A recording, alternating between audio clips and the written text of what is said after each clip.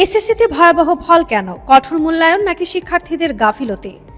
SSC ও সমমানের পরীক্ষায় এবার পাশের হার নেমে এসেছে ৬২.২৫%।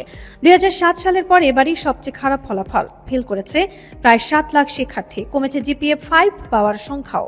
তাহলে ফল বিপর্যয়ের কারণ কি? কঠোর মূল্যায়ন নাকি শিক্ষার্থীদের প্রস্তুতির ঘাটতি? মূল্যায়নকারী শিক্ষকদের দাবি, শিক্ষার্থীরা খাতায় যা লিখেছে তার ভিত্তিতেই নাম্বার দেওয়া হয়েছে। আগের মতো পাশের হার বাড়াতে অতি মূল্যায়নের সুযোগ রাখা হয়নি। শিক্ষা বোর্ডও বলছে, কৃত্রিমভাবে ফল ভালো করার কোনো সুযোগ ছিল না। তবে গণিত ও ইংরেজিতে ফেল বেড়ে যাওয়ার কারণ খতিয়ে দেখা হবে। ঢাকা শিক্ষা বোর্ডের চেয়ারম্যান বলেছেন, শিক্ষার্থীদের মনোযোগের ঘাটতি, অনুপস্থিতি, শিক্ষকদের প্রশিক্ষণ এবং সিলেবাস প্রশ্নের ধরনেও কিছু অসঙ্গতি রয়েছে।